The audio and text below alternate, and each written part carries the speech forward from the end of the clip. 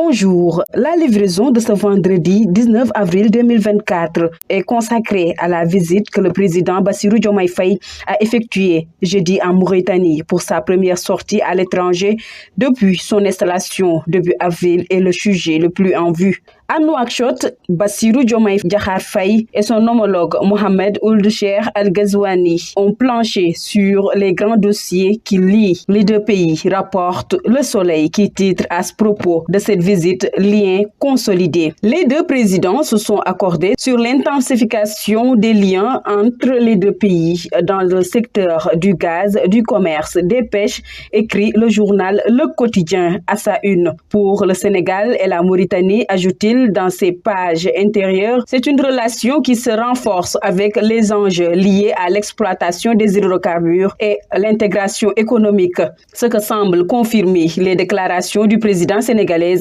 à son retour à Dakar jeudi en début de soirée. Au terme de cette visite de travail et d'amitié, nos entretiens empreintes de cordialité et marqués par un renforcement des liens historiques de bon voisinage, d'amitié fraternelle et de coopération confiante qui unissent nos deux pays, a déclaré Bassirou Diomaye Faye. Selon le quotidien Vox Populi, le président a aussi remercié son homologue Mohamed Ould Cheikh Al Ghazouani pour l'accueil chaleureux et toutes les marques d'attention dont il a fait l'objet lors de son déplacement en Mauritanie, où le tapis rouge lui a été déroulé selon l'AS. Le mandat estime que cette visite a des relents pétroliers, gaziers, mais aussi sécuritaires. Réumi Quotidien estime que Bassirou Diomaye Faye a réussi sa première sortie diplomatique. L'axe Dakar-Nouakchott s'en trouve fortifié, affirme le quotidien Yor Yor. Des déplacements axés sur le pragmatisme et réalisme. Le président Bassirou Diomaye Faye prend son envol international, titre le quotidien Critique,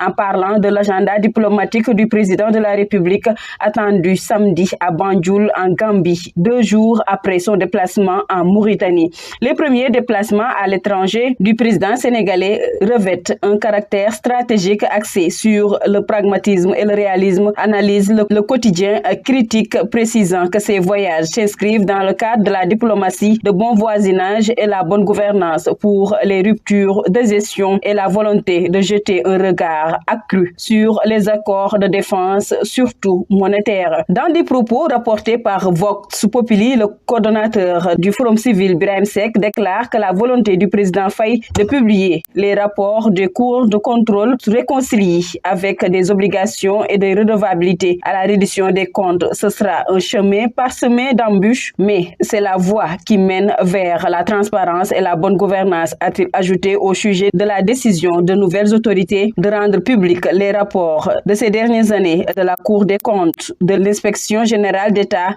et de l'OFNAC, l'Office national de lutte contre la fraude et la corruption. Le quotidien Enquête semble d'une certaine manière rejoindre ses semblables et écrit sur les rapports à publier. La Cour des comptes et l'OFNAC, écrit-il, sont censés être indépendants et produisent des rapports publics alors que les rapports de l'IGE sont des outils de gestion mis à la disposition de l'État. Le quotidien Sud Quotidien affiche à sa une la gouvernance de fin de règne de Macky Sall, pointé plusieurs couacs de dernière minute, dont le décret élargissant le bénéfice des passeports diplomatiques. Le journal parle également de recrutement massif et antidaté dans les ministères, sans compter le contrat problématique de dessalement de l'eau de mer et l'octroi tendancieux de la concession de chantier naval chez Dakarnave. La fin de mandat de Macky Sall est lourde de couacs ou scandales poussant le président Bassirou Diomaye Faye à prendre des mesures presque conservatoires,